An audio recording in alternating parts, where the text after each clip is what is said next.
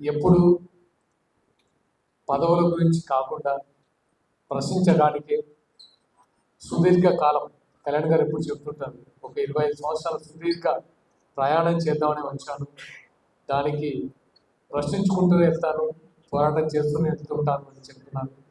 అలాగే మనం కూడా ఆయన నడకలో నడుస్తున్నాం. ఈ ప్రయాణంలో ఆయనకి చాలా రకమైన ఎదురు దెబ్బలు చాలా నేర్చుకున్నారు. ఈ స్థితికి రావడానికి ఎంతో అనుభవం రావాలి. ఆయన ఒక సామాన్య కుటుంబం నుంచి వచ్చి ఇంత దూరం ప్రయాణిస్తున్నారు. దానికి నిజంగా మీలాంటి వాళ్ళందరూ ఆయన వెంట ఉండబట్టే ఇంత దూరం వచ్చారు. దానికి మనస్ఫూర్తిగా ఆయన తరఫున, మీ అందరి తరఫున నేను థ్యాంక్స్ చెప్తున్నాను. నేను మాట్లాడుకున్న టాపిక్ నేను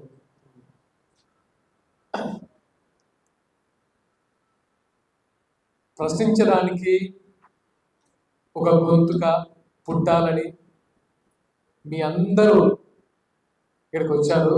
కానీ మన గొంతుకెళ్ళి నలిపేస్తున్నారు అని బాధ ఉంది. అది ఇప్పుడు సందర్భం కాదు. నేను మాట్లాడాలనుకోవట్లేదు. అండ్ నేను ఇన్స్పైర్ అయింది ఏంటంటే, నేను ప్రచార కార్యదర్శిగా ఫస్ట్ నేను ఖమ్మం వెళ్ళాను. ఖమ్మం వెళ్తే తను మిర్యాల రామకృష్ణ ఒక ఉద్దండుల మధ్య జనసేన అభ్యర్థిగా నిల్చొని ఫైట్ చేస్తుంటే అనిపించింది. పవన్ కళ్యాణ్ గారు ఎలాంటి వాళ్ళలో ఎంత ధైర్యం నింపి ఒక ప్రజాప్రతినిధిగా నిలబెట్టి ఎంత ధైర్యం నిలిపోస్తున్నారు. దానికి నేను ఇన్స్పైర్ అయ్యాను పవన్ కళ్యాణ్ గారు. అలాగే కొంతమందిని కలిశాను,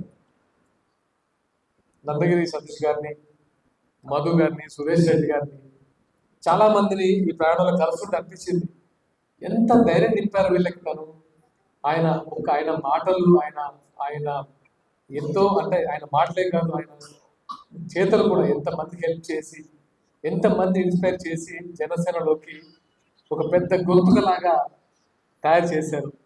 వాళ్ళందరూ నాకు ఇన్స్పిరేషన్. మీ అందరూ నాకు ఇన్స్పిరేషన్. ఎందుకంటే ఒక్కొక్కరు ఎలా ఫైట్ చేస్తున్నారంటే,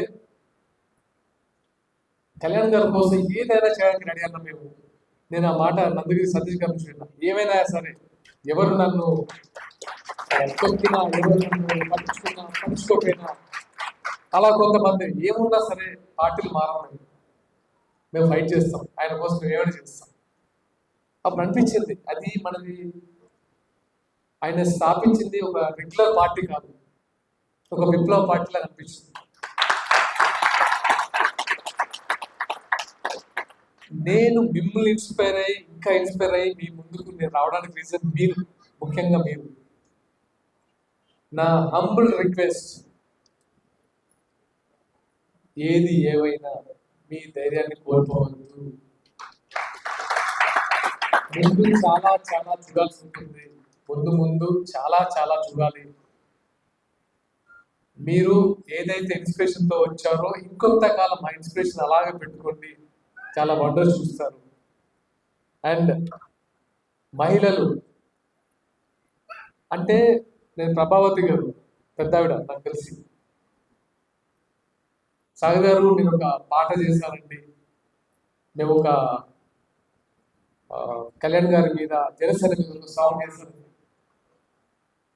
మా అమ్మ వయసు ఉంటుంది, ఆవిడకు కూడా ఎంత ధైర్యం, అంటే ఎంత ధైర్యంతో ఒక అడుగు ముందుకేయాలి, సమాజం మీద ప్రశ్నించాలి, సమాజం కోసం ఫైట్ చేయాలన్న తపన క్రియేట్ అయిందంటే క్రియేట్ గోస్తూ పవన్ కళ్యాణ్.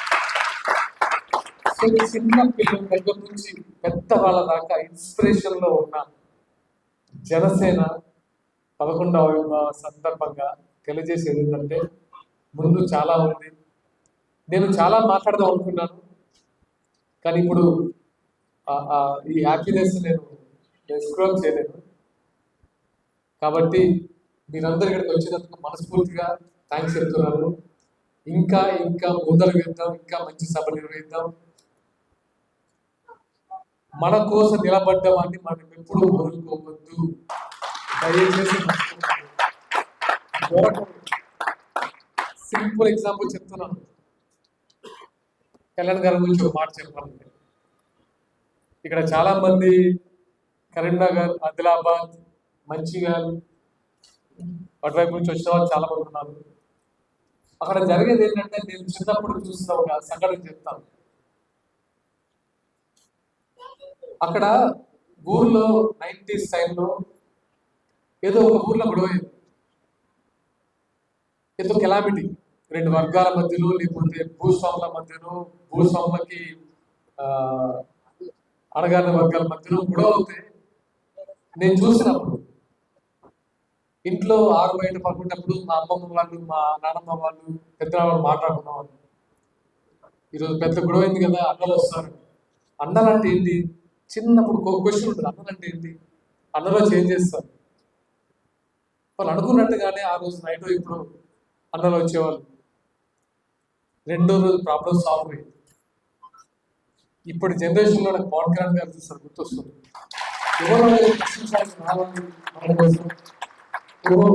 నాకు ఆయన చూసినప్పుడల్లా ఆయన మాట్లాడే ఆయన భావజాలం అంతా లెఫ్ట్ భావజాలం. ఓహో, చిన్నప్పుడు చెప్తుండే వాళ్ళు మా వాళ్ళు, ఇప్పుడు నేను చూస్తున్నాను అనిపించేది. సో నేను ఇన్స్పైర్ అయింది ఆ లెఫ్ట్ భావానికి. ఇక్కడ చాలా మంది లెఫ్ట్ భావం చూసిన వాళ్ళు ఉన్నారు. లెఫ్ట్ అంటే భయం తెలియదు, మన గొంతుకి ఇప్పుడు ప్రశ్నిస్తూ ఉంటుంది, దేనికి లోపం. అది మన జనసేన సిద్ధాంతం. సో నేను బిజీ అని చెప్పను, కానీ కొంచెం నా షెడ్యూల్ బిజీగా ఉంది.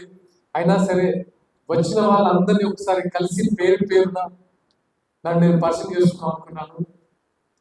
అవకాశం ఇచ్చినందుకు ధన్యవాదాలు. అండ్ మళ్ళీ మీకోసం నేను వస్తాను, ప్రతి ఏరియా వస్తాను, ప్రతి ఏరియా కలుస్తాను. Trust me.